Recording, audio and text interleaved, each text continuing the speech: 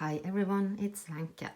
Welcome to part 5 of my Christmas ornaments videos this year with the hashtag Xmas 2022. So please use the hashtag Xmas 2022 if you are making some of your own Christmas ornaments this year, or tag me. I would love to see yours.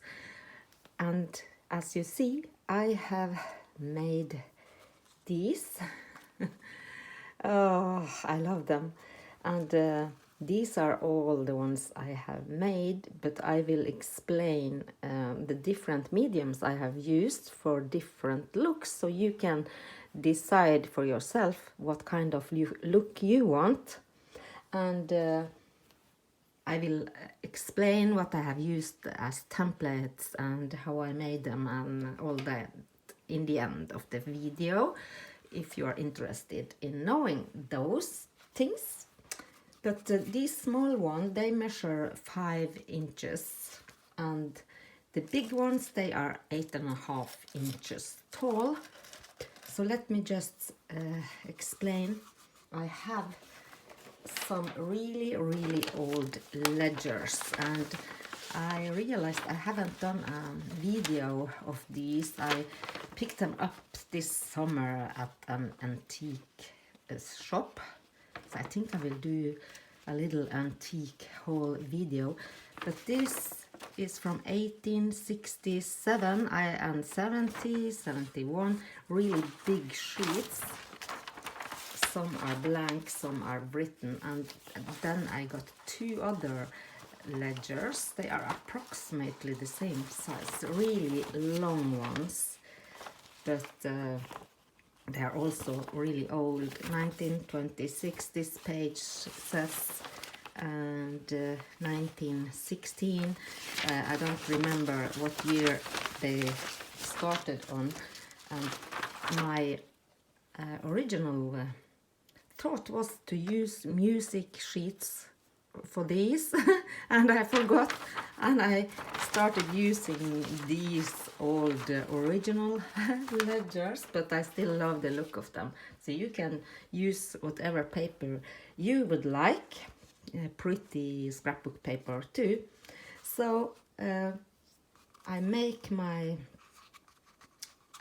base with wallpaper, and then I make these ledgers and wrap around. I will explain later, but here you see I have added some napkin decoupage, and I'm sorry for all the shadows here, but that's how it is this time of year.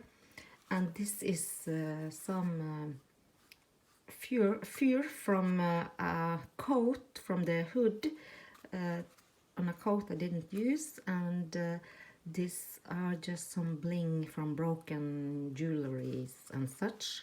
And on the back here I have a pin, like a snowflake sparkly pin, and I think it's so pretty.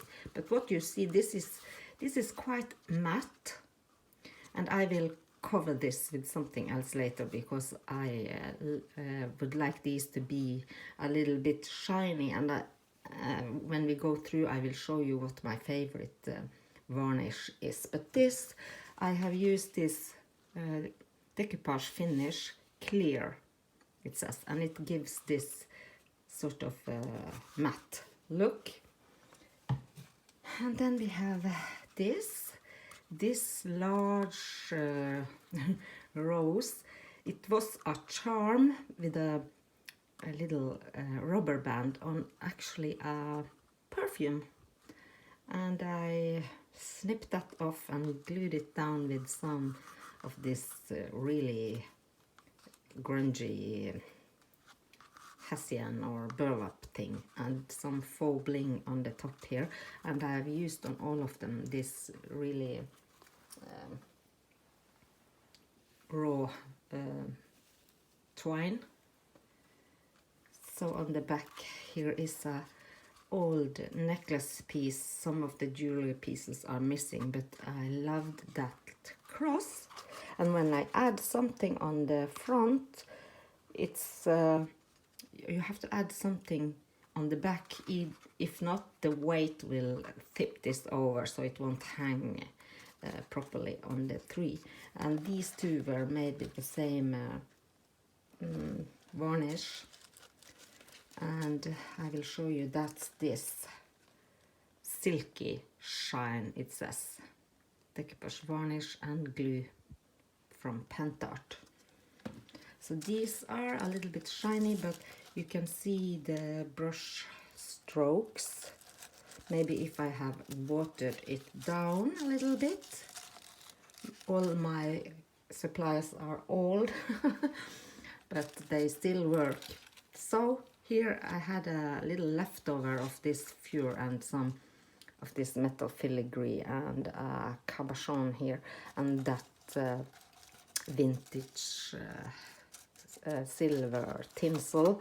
And on the back I had this really old brooch and another silver filigree.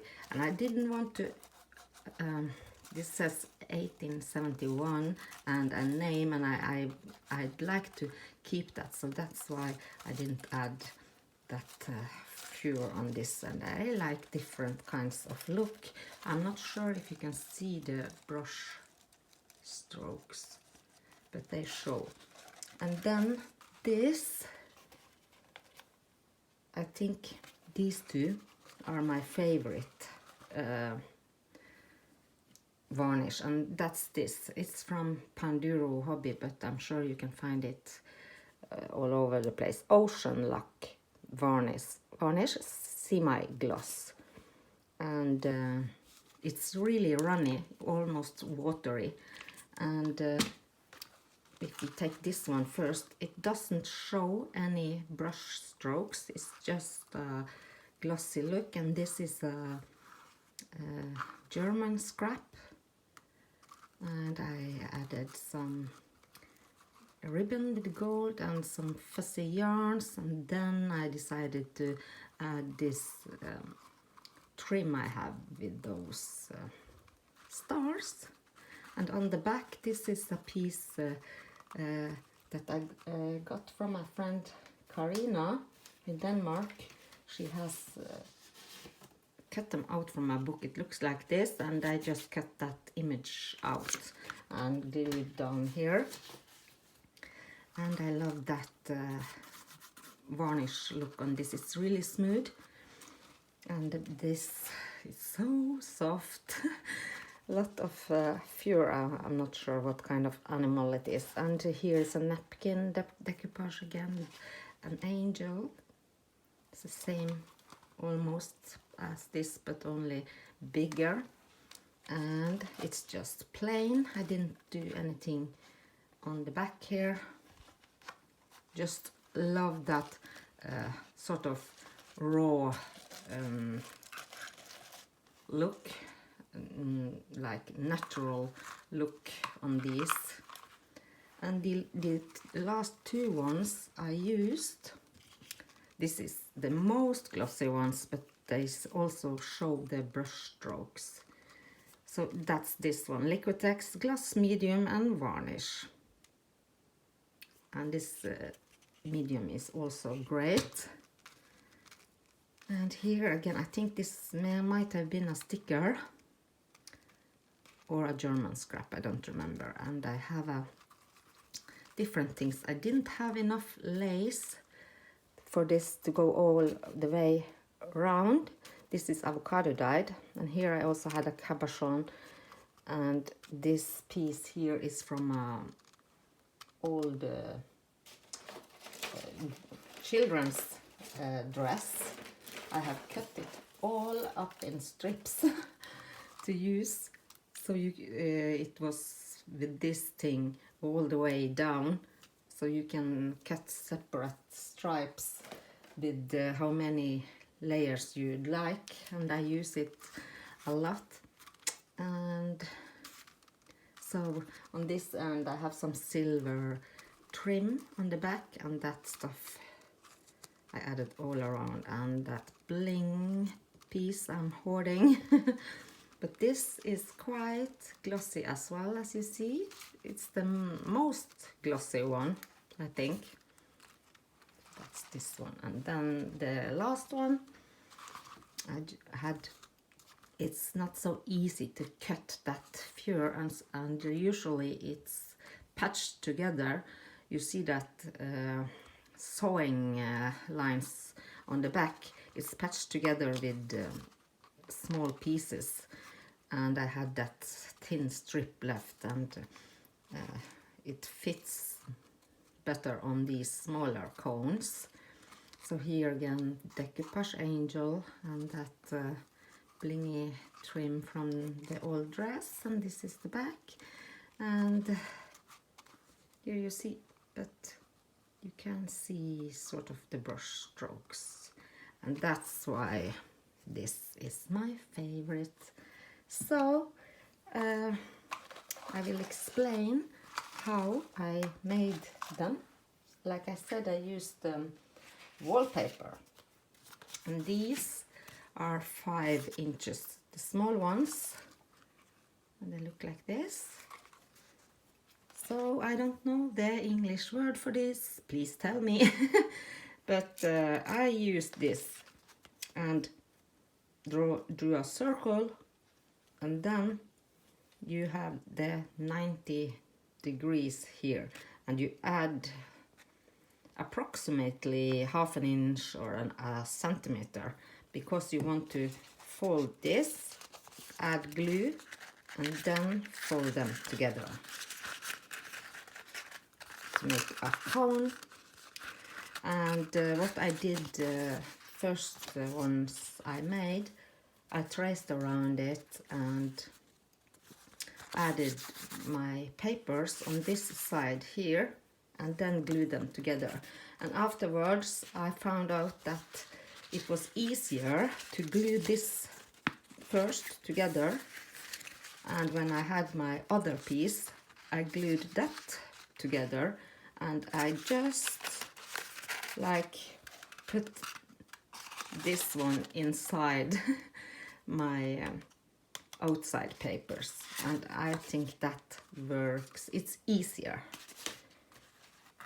And this one is big, 8.5 inches, and I found this on the internet. You can just search and print out these, because this one is not wide enough to 8.5 inches. But this I measured is like 60 degrees, so you get a tall and narrow. It's almost the same opening, but if you have one more that I didn't use. This is approximately 7 inches and 90 degrees circle, so you see there's a difference, but this makes a much wider cone on the top, so it depends what you prefer. But this is really wide, and I didn't want mine as wide. So you can find templates online and download, and just try or trace around a plate or something round that you have. And I also, the leftover pieces from my wallpaper, I have a lot of I have 4 or 5 punches with snowflakes, so now I have snowflakes in different sizes, so nothing goes to waste. So medium, large, different designs, and we will have to see if I find a way to use those, but then I have them ready for whatever project I would like to make out of them, and no leftovers. So that's great. I don't know if there's anything else to see. Punch, I have that back where you glue it. It's on the back, and I sort of just fold it and eyeball and punch on both sides, and then I have the knots on that twine on the inside. And later on I just made a loose knot here in case I want to add some kind of dangle or beads or whatever on these. So there they are, and I think they will make great ornaments on the tree. These two are a little bit big, but we will see if I find a place for them. So this is very fun to make, and I love the look. And you don't have to have them on your tree, you can hang them up different places, and you can add sweets or nuts or whatever you like here, have them on your table. Lots of ways. So next time we will do something with these really old cookie cake forms. These are also thrifted finds, so that will be up next. And until then, I hope you are doing well, and I will see you in my next video. Bye bye.